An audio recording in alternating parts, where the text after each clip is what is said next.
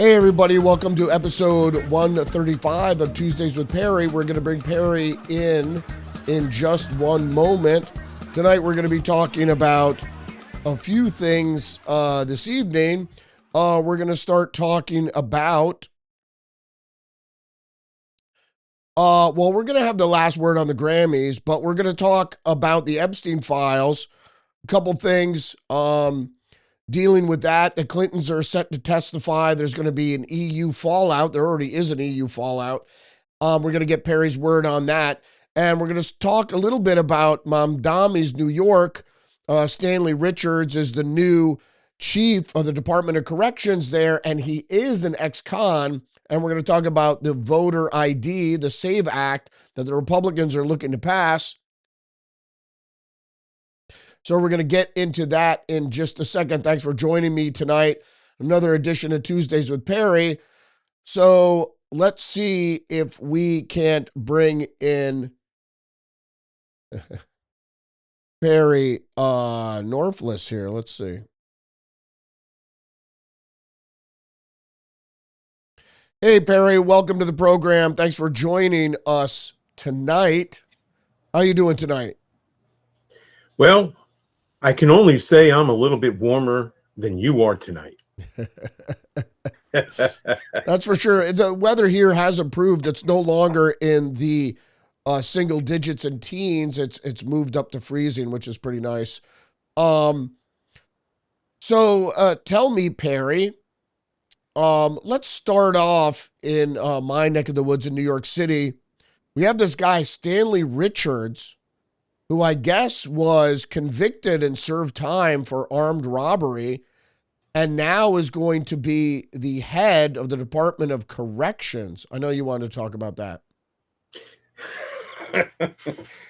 Well, you know, your audience is going to get tired of hearing me say Snake Plissken, but you know, you can't make this shit up. Only with a communist Marxist or Marxist communist, however you want to slice it, can a so-called, air quotes, rehabilitated violent criminal be made, you know, the commissioner of police, which, of course, they didn't want to call it police because they think that's a derogatory term towards the criminal element that makes up a good portion of the citizenry of New York City now.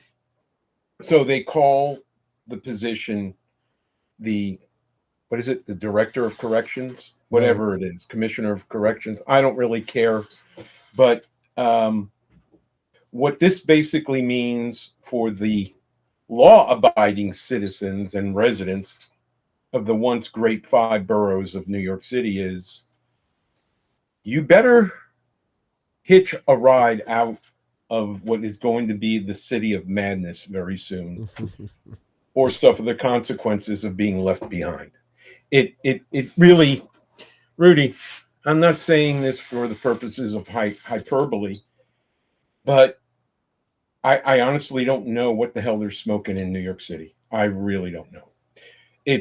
I said to you before the election, I said after he was given the nomination and ultimately won the election in November, it is such a sad day for the people of New York City. And this man is going to run roughshod over capitalism. And to think capitalism's seat around the entire globe is still New York City. It's where business has always been done for the past 150 years, close to 200. He is diametrically opposed to that type of economy. And as a result, you're beginning to see between this convict and, or you want to be polite and call him ex-convict, and this Marxist that he put in charge of housing. This is just the beginning. Wait until the sanitation workers say, no, we're not going to pick up your stinking trash. And then, of course, when the employees of the MTA say, "What? You expect the trains to run on time?" It's coming. Yeah. It's Well, we see it already here in New York City. They're failing to plow streets and also pick up the garbage. Apparently, there's yeah. an issue with that happening. Um, that's pretty concerning. Um, it's more than concerning. It really is. And when you add to that, now, of course, Kathy Hochul, who is running for reelection, has put a stop to his desire to put an additional tax on what's left of the millionaire and billionaire class in New York City. When he somehow or other finds a way to circumvent her expectations, you're going to see more people run from New York, just like you're seeing what's happening with Hair Club for Men out there on the left coast. The more he opens his mouth, the more business people and billionaires run from his state. And that's exactly what's happening right now in New York. I mean, this is the reason why the the median price of housing in the state of Florida has tripled in the last 4 years. Well, what has been the last 4 years? Hmm? Can I now say it without you being struck down by the other channel, whom I care not to mention, Rudy? Oh, that's right. It was COVID, and you know the state of Florida is positioned now to become the number two state in the union behind Texas at the rate California is depopulating. The only people that are going to be left behind are the politicos that suck the system dry and the ultra poor who depend and demand that the state support them. That's all that's going to be left. The professional class, the business class, they're all leaving. They're running to states like Arizona, like California. I'm sorry, like Texas, Florida, Tennessee. That's where they're going. Nevada. They are running as fast as they can. And that's what's happening right now in New York City. The realtors in Miami, from Miami all the way up to Boca Raton, which is the southernmost part of Palm Beach County, they can't field all the calls that are coming from New York right now. And so this is what's coming. It's only going to get worse from here. And it's sad. I still have family and friends that live within the five boroughs. And I keep asking them, what's it going to take? It doesn't get better. It doesn't get better. It can only get worse from here. Yeah. So. Yeah, it seems that way for sure. It was actually funny on the five today. Jessica Tarloff says, his first few weeks seemed to start off on a good note, and I didn't really see it. And I'm sure and we've talked about this before. The dead people, the dead homeless people that froze to death. I Right. think that's one of the worst things.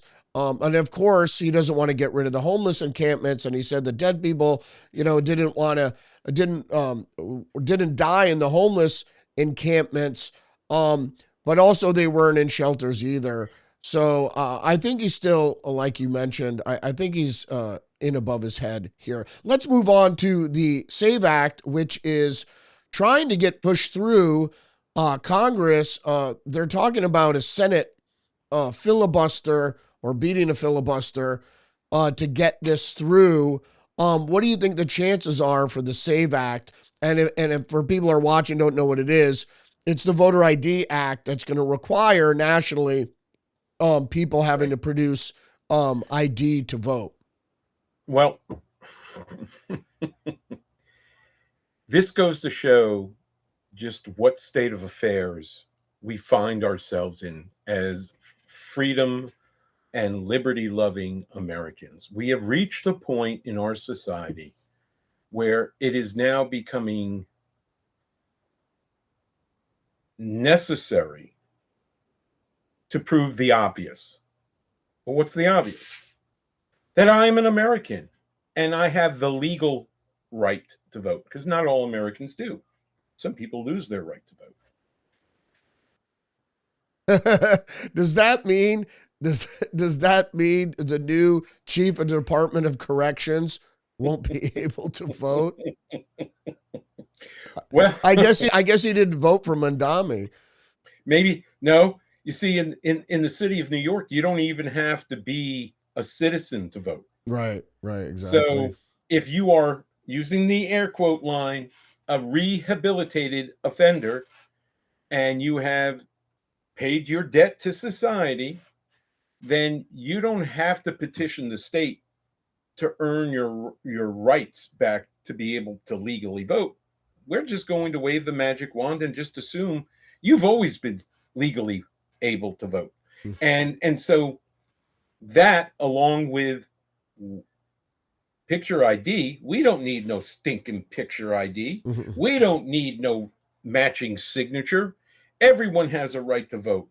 The turtle that washed up on the shore Tuesday afternoon, it has a right to vote. It's a creature of God, is it not?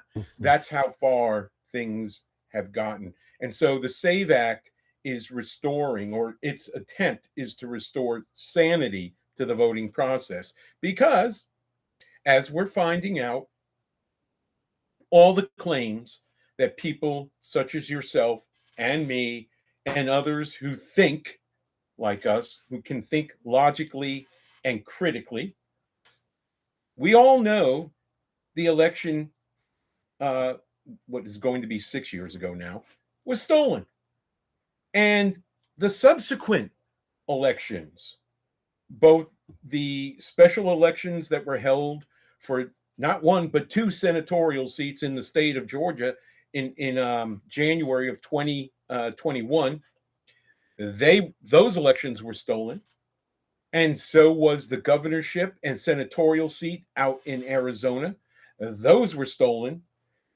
I don't want to go too deep into this rabbit hole tonight, Rudy, but we pointed out shortly after these elections years ago, in the state of Arizona alone, there were over, and I want you to check for this, 410,000 questioned votes in Arizona. Yep. Okay. People whose signature, regardless of what name it was, were similar. The address that was given was not only an address given by dozens of people with different names, but it was an address that didn't even have a building sitting on it any longer. Yeah. Okay. This, according to federal judges, wasn't enough to overturn the election. You went into great depth about that. I understood it. That doesn't make it right. So when you wonder, especially when libtards wonder what is going on in Fulton County, Georgia, as you and I do this podcast tonight, you got the liberal talking head saying this is all about a man who is a sore loser.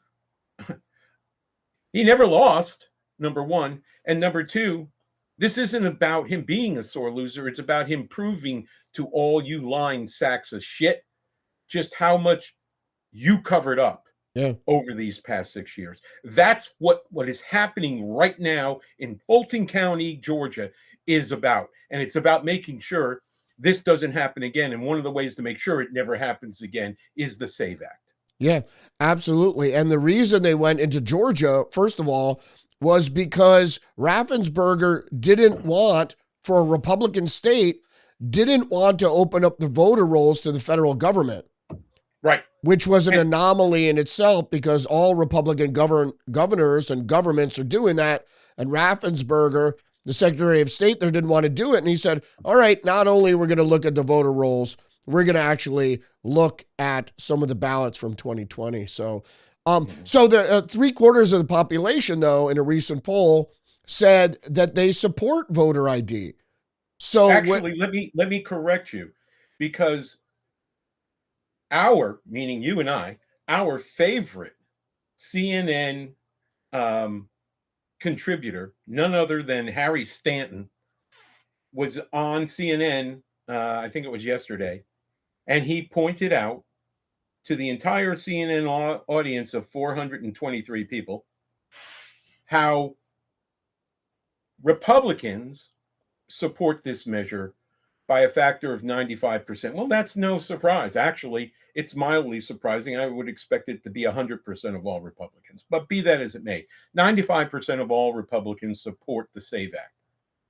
Here's the thing that really impressed me. 71% of all polled Democrats support it too. Yep. So it's not 75% of the electorate around the country. When we break it down party by party, this isn't an 80-20. This is a 99-1. And best of all is the Democrats have painted themselves into a corner over these past 5 years, coming out against voter ID laws. Where's the disconnect?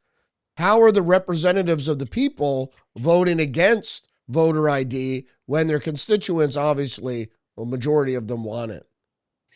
It goes back to what you and I have talked about, and I have stressed over many different episodes with you. Follow the money. They are not about their constituency. They are about themselves. And I'm not just saying Democrats. MTG is a perfect example. She came in to be a rabble rouser. She came in to be a disruptor like Trump. And she left with her tail between her legs last month because she's dirty. She came into Congress 6 years ago, worth less than $750,000, and she left Congress last month worth somewhere between $25 and $30 million. That's the reason why the Democrats are fighting tooth and nail to prevent this from coming to a vote, because they have been sucking off the governmental teat for the past 50, maybe 60 years. And they've gotten richer and richer. And like I said, we have dirt in our party too. The difference is individuals such as you and myself say, we need to get rid of these people. The difference between us and Democrats is, well, they all do it. Right. Well, not for me. I won't stand for it. I won't stand for it either. I hope they pass the voter ID. I think it's needed here. We have something like that in Connecticut, but they will accept a telephone bill or anything that puts your name to an address. We really need proof of citizenship, obviously. And if the name is Smith or Green or Gonzalez or Fernandez, how many are there in the phone book with that name? Yeah. Yep. It really needs to be well, and they're trying to do it with the voter rolls. So as long as they get to the voter rolls, and just like Minnesota isn't allowing the federal government to look at the voter rolls there either, which is a problem. Let's move on to Epstein. I don't know how you feel about the big tranche coming out. There is some information coming out. I'm pretty much ignoring it. My whole take on it was, it's been so long. It's been sanitized. It's been seeded with disinformation. But it appears there are some sacrificial lambs in there. The first thing I want to bring up to you, since you are Jewish, is that Epstein apparently is quite racist against Gentiles, referring to the Gentiles over and over again as goyim, I guess is the phrase. That is the Yiddish term. Yep. Right. And apparently very racist against blacks, using the N-word over and over again, saying that he doesn't want to deal with anybody there and taking obviously an elitist tone there. I guess a Jewish elitist tone. So I want your quick comments on that, how you feel about that sort of racism. I guess it's reverse racism because it's Racism is racism. I yeah, don't care. right. If Doesn't it's matter. anti-Semit, what would it be?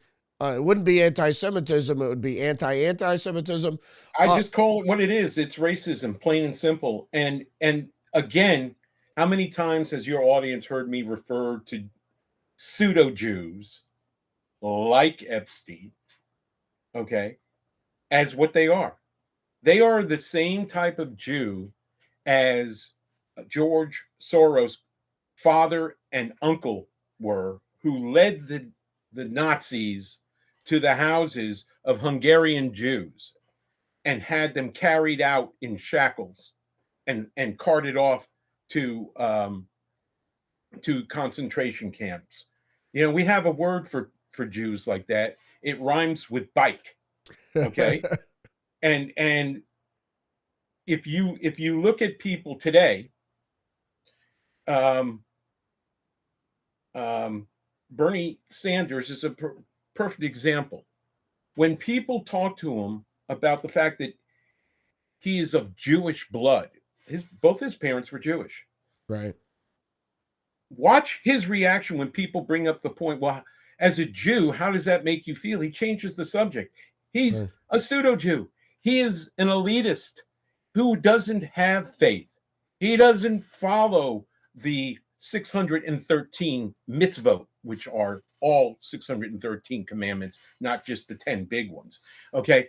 He's I don't even know if Bernie Sanders has ever set foot in a synagogue. So when pseudo Jews like Bernie, or more importantly, for the sake of this conversation tonight, Epstein, make comments like that, I just roll my eyes and say, okay, well, he may have been born Jewish. He doesn't act like a Jew.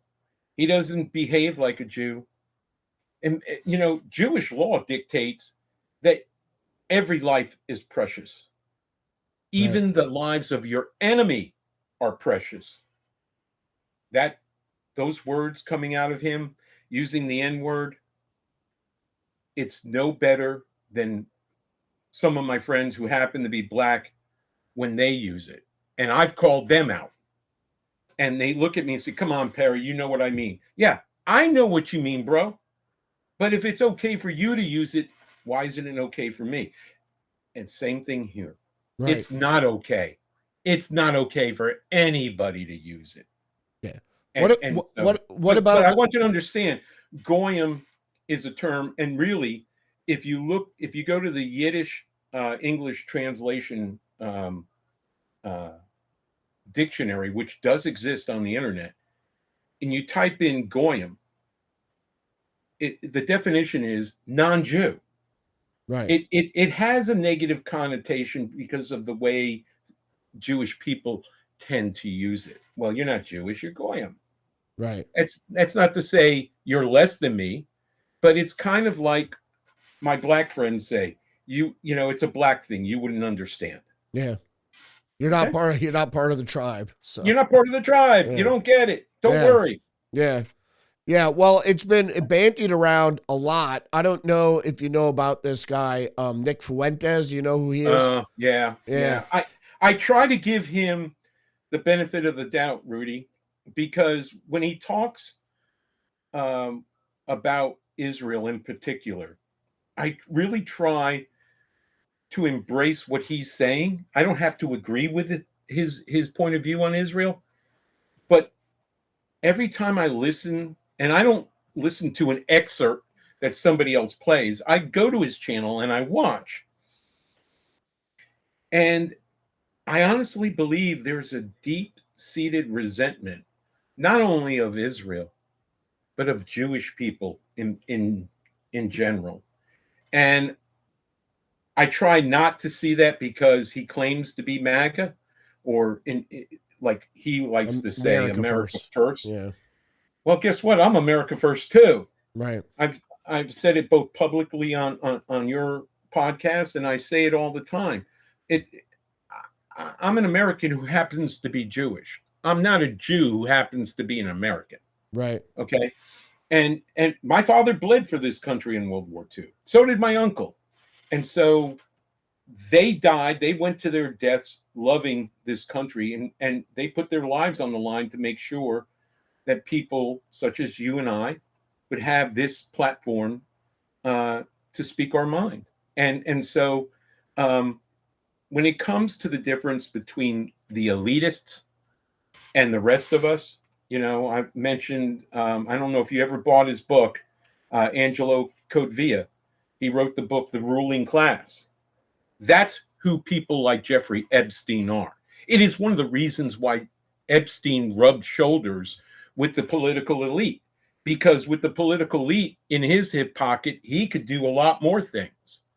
And so he was a very manipulative person. And the fact that he had Jewish blood, it actually saddens me, because it gives the anti-Semites the opportunity to point their finger at people like me and say, see, you're like all the other Jews. Right. Well, what do you mean by that? Right. Not good in any case.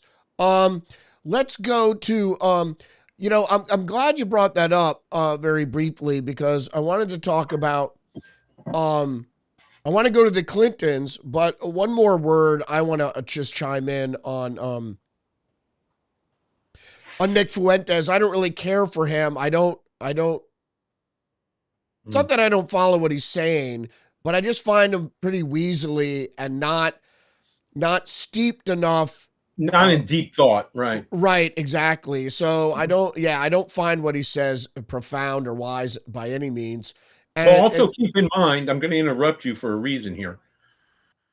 Keep in mind, how old is Nick Fuentes? He's still in his 20s. Yeah, late 20s. Yeah. Okay, so where were you and I in our 20s? Yeah, we certainly weren't where we are today.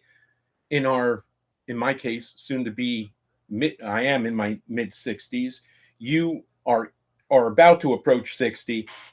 Imagine where each of us were, not in our opinions, but in our depth of knowledge of those opinions 45 years ago. Okay. So again, this is why I say to you, I try to give him a little bit of slack, because I want to hear what he has to say, but I keep hearing hate in his words.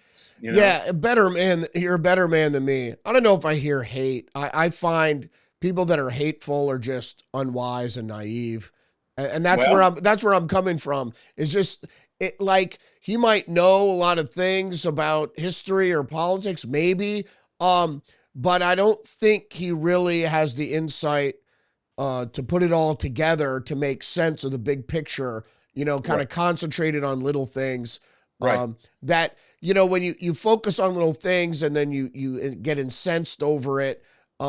I don't really get incensed about much, except for some of those blue hairs in the street, and obviously Joe Biden, the worst president that ever sat in the Oval Office. Yeah. Because I never had a president affect my life so profoundly more than Joe Biden. He really fucked me over very, very, very, very badly. And most people, by inflation alone, if not the vaccine mandates and so forth and so on. You're being kind when you bring up inflation, my friend. Yeah, I know. It was devastating. See treason here. Yeah, absolutely. I mean, when your savings are undercut by close to 25% in 4 years because of the bad fiscal policy of a president. Any case. Where was gold? Where was gold 5 years ago? Yeah. Look it up. It was somewhere around 1600. 1600, I remember, because I was standing in the gold store saying I should buy more. It's when COVID hit. I didn't realize it would hit $5,000. Let's go to the Clintons, though. So the Clintons are set to testify. And I had some clarification today by James Comer. I was a little worried because I said, it's going to be a deposition. It's going to be filmed. There's going to be a transcript, but we'll never see it. But tonight, James Comer assured us that those transcripts and the video will be made public.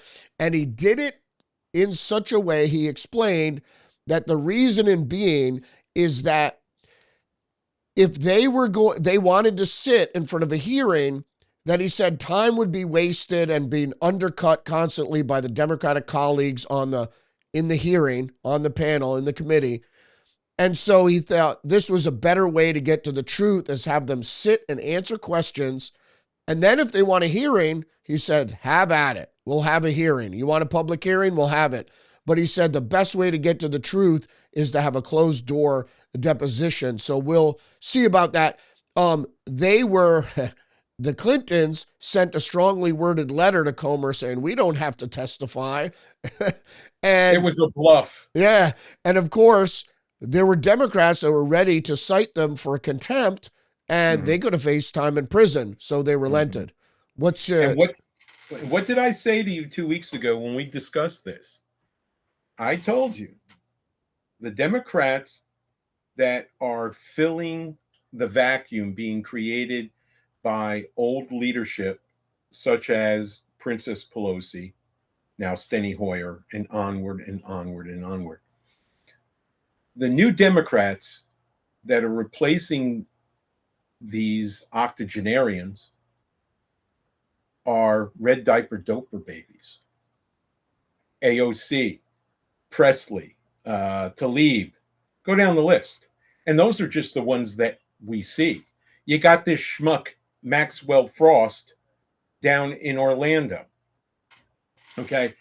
Not one of these people, by the way, Frost is another one who voted for the Clintons to be held in contempt if it was going to go down that road. Or he had spoken out that he would vote to hold them in contempt.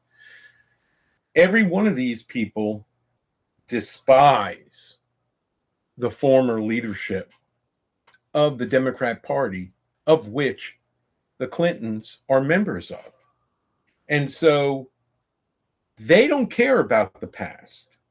You know, I think what we're witnessing, to steal a page out of your lexicon, I think we're witnessing the beginnings of the American Jacobins. Absolutely. Absolutely. I see it too, because what we're already seeing is talk about retribution. They're talking about a purge and a retribution. When Trump leaves office, you have people like Kathy Griffin and others talking about, we're going to make note of who the MAGA people are because we're going to hunt them down.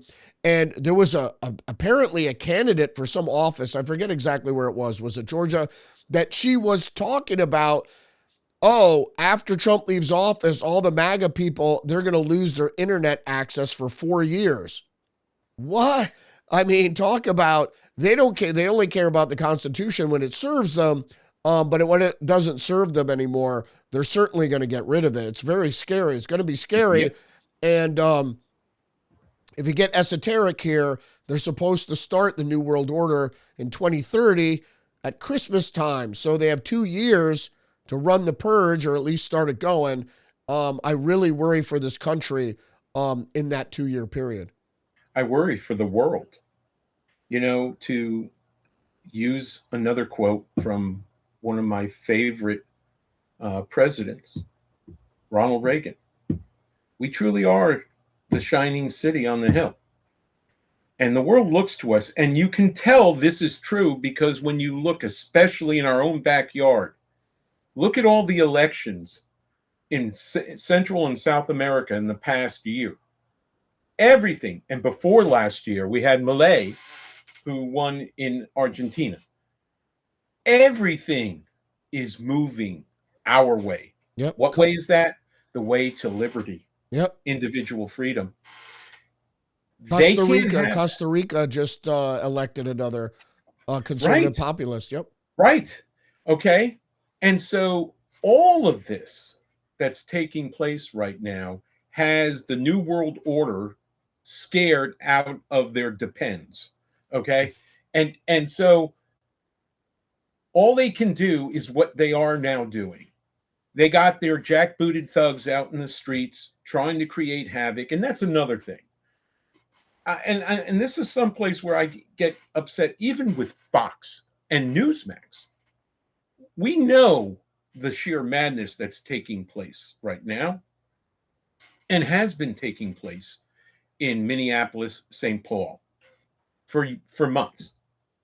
We know about the madness in LA that's starting to brim back up. Why aren't we focusing on cities like New Orleans, like Nashville, to a much lesser extent, major cities like Tampa, Orlando, Miami, Fort Lauderdale, where not only state but local law enforcement is working side by side with federal authorities to get rid of this scourge that has been dumped upon the people of the United States for the past 30 years, but really put into high gear 5 years ago or 4 years ago with Uncle Joe. Look at the successes that are taking place in all these states and all these cities where there is cooperation between the federal, state, and local authorities. There's no news coming out of there. You know why? Because nobody is dying. The people that are dying in cities like Minneapolis because they are being encouraged to behave the way they are behaving by none other than the leaders of that state, beginning and ending with Tampon Tim. Yep. And yes, Small Fry too. Okay. But you have, not to be outdone, and I've forgotten her name, the mayor of St. Paul. They are all against ridding their communities of this scourge. And the question that needs to be put to them is, the federal government, through the voice of Tom Homan, said to you last week, you want us gone? We want to be gone. All we're asking is for you to cooperate with us. As members of the journalistic community, people should be asking these scumbags known as politicians inside the state limits, state borders of Minnesota, why are you putting the liberty of violent, criminal illegal aliens ahead of your own citizens? Why are you coming out to support the corruption, the fraud, the thievery of members, not the entire group, but members of the Somali community? Why are you continuing to stand in the way of the federal government enforcing federal immigration law? Have you seen anybody, including Newsmax, including Fox, have you seen anybody putting those questions to this scum, better known as Mayor Small Fry and Tiny Tim, the governor? You don't see it. If those questions were being put in front of them every day for the past 2 weeks, this would be over. Yeah.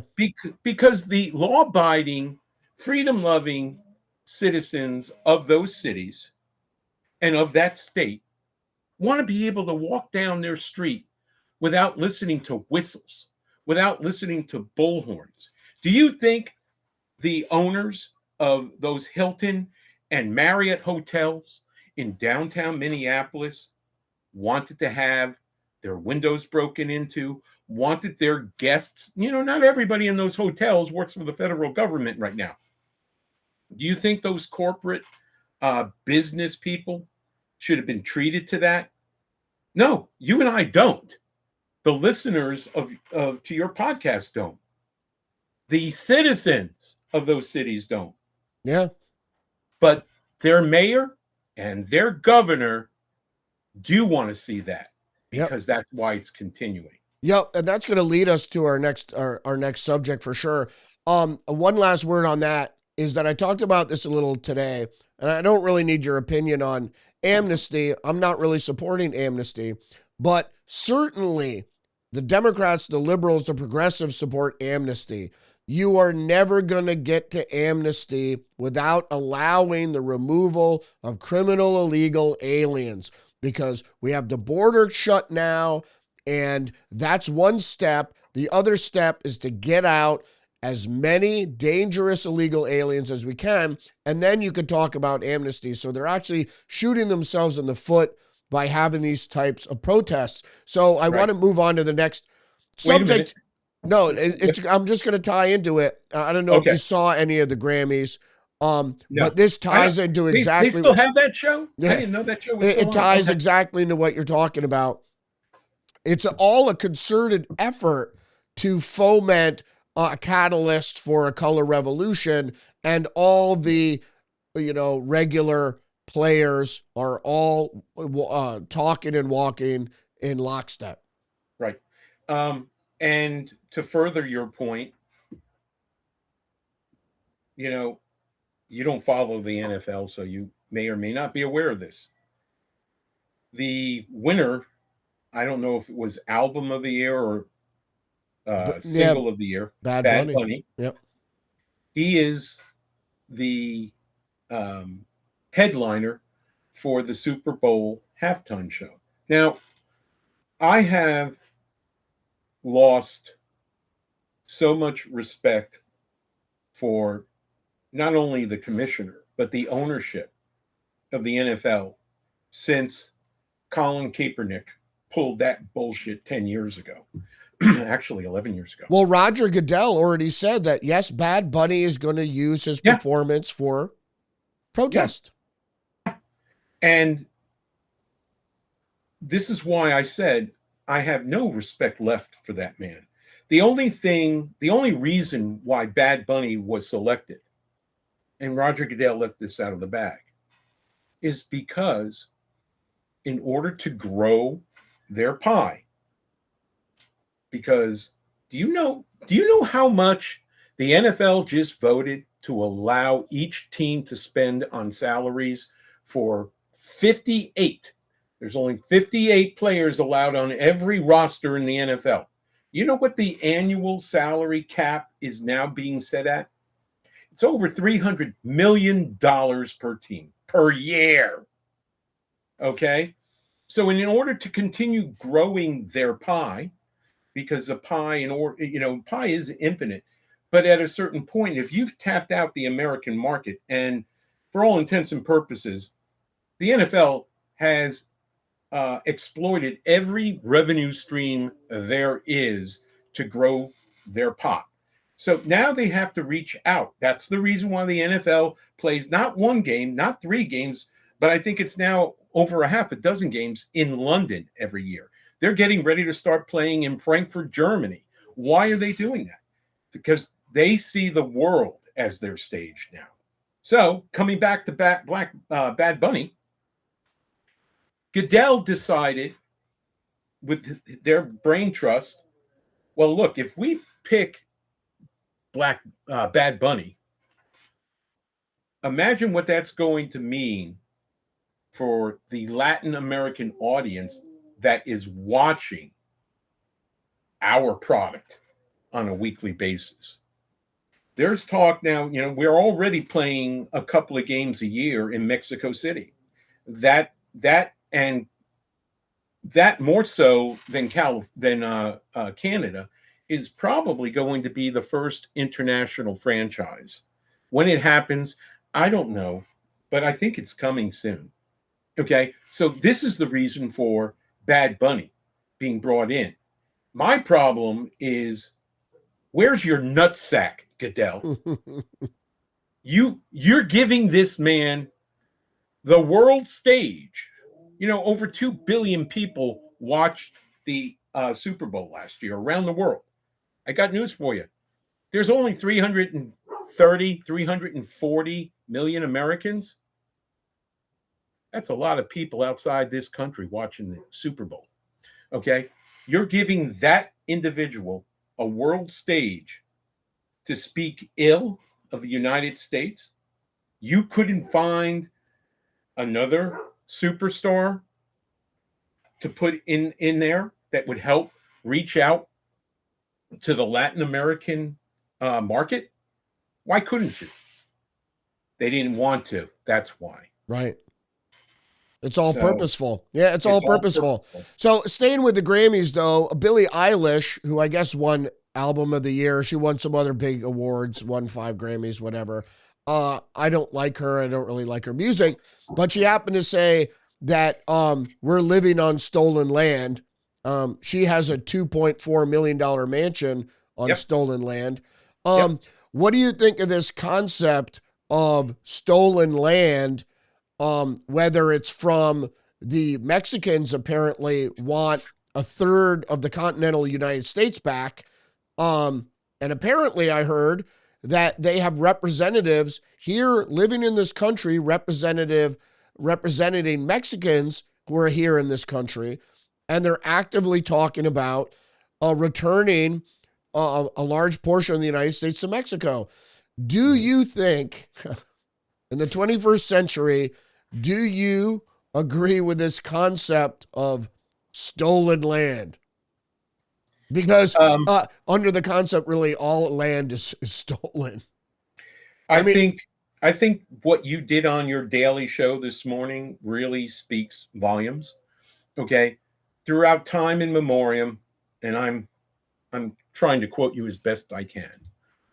Throughout time in memoriam, there have always been wars over territory. There will always be wars over territory. And as you said today on your show, we are living, believe it or not, in either the most or one of the most peaceful times in world history. World history, right now. Okay. And that's with all the wars that are going on. So when she brings up stolen land, my question to her is, so when the uh, when the Blackfoot and the Crow Indians had their wars over territory, and the border between those territories ebbed and flowed throughout time before the evil white man conquered both nations, Indian nations. Was that stolen land? If the land you're sitting on right now is stolen, why don't you make good on your promise to give your mansion back to uh, the I think it was the Tongva, the Tagva. thank you. It supposedly. Yeah. Again, I never heard of that Indian nation Or before. is it the Spanish? Well, How you far back know, do you go? LaRaza, How far back do you LaRaza would go? argue Yeah. that it's their land. That's correct. And so, my argument with the members of LaRaza is, well, if you got a problem with Los Angeles being in the hands of the white man, then your argument is not with me. It's not with my elected representatives. It's with the Spanish conquistadors. You're going to have to go back 500 years and take your argument up with them, because they also conquered you. That's the reason why you fools speak Spanish today. Right. Anyway, Yeah, where do you draw the line is really the question. right. But you did touch on something just now that I did want us to talk about very briefly tonight, and that is the methodology they are using. By they, I mean with specificity, the Mexican government. I didn't know this until a few weeks ago. They have over 50 consulates in the continental United States. Yep. More than the United Kingdom, more than any other country. Yep. Correct. And on the surface, some people would say, well, what's the big deal? They're our next door neighbor. Yeah. Except what is it that's being discussed between their governmental officials, whether it is an ambassador or the head of whatever consulate, and American leftists and Mexican American leftists who are getting information passed to them from the Mexican government on how they can successfully overcome the United States and claim what they claim. is their ancestral property. And 30 years ago, when this first started coming about, it's hard to believe it's been 30 years. This started happening. The name of the group La Raza became public knowledge back during Slick Willie's reign. And if you look at where we were then, and you look at where we are now, where 70 out of every 100 births in hospitals throughout LA County are to non-citizen, many of whom are non-English speaking aliens, you could see why the chaos that exists, not only in LA, but by extension, more than half of California is taking place. It is not that they're bad people. It's that the word assimilation has ceased to happen in our lifetime. Right. And it's being fomented. And it's Oh, being yeah. fomented. And if I could just get a last word in here as well, is that it seems to me that they're positioning themselves for a civil war, a breakup of the United States, and then they'll be in a position to say, well, if you're breaking up things, we want some of this shit back. Right. And if the liberals are in power, they'll be like, sure, you take it, because we're just going to invite in the Chinese anyway. Correct. Well, they already have. Yep. Look at what was just headlines this evening in the news. There was a major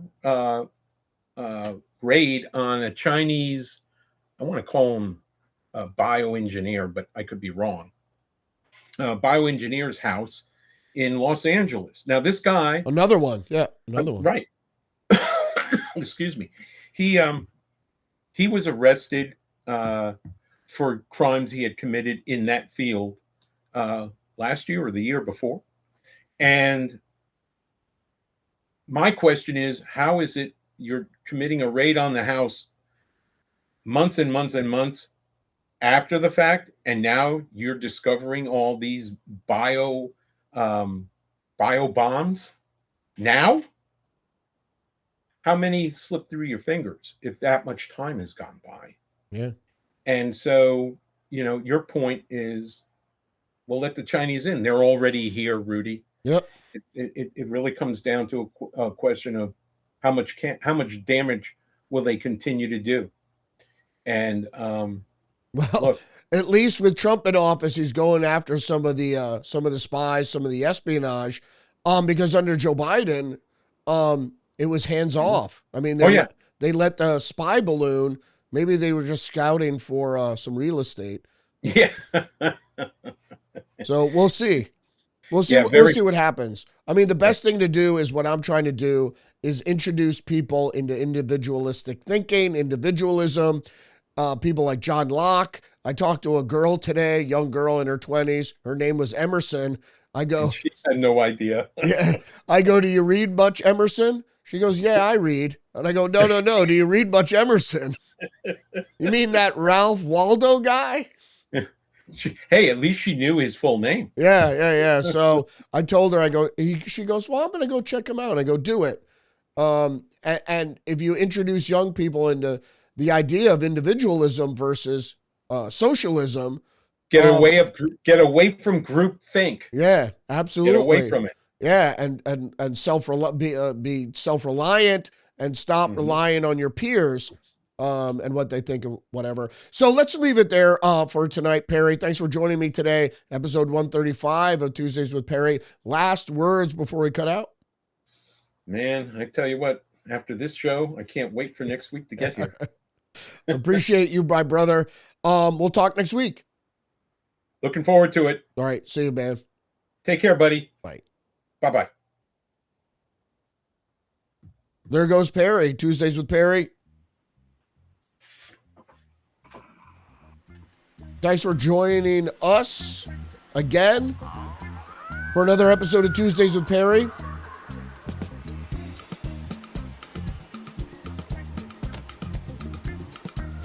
It was good to hear from him. So there we go. We talked about a lot. We covered a lot.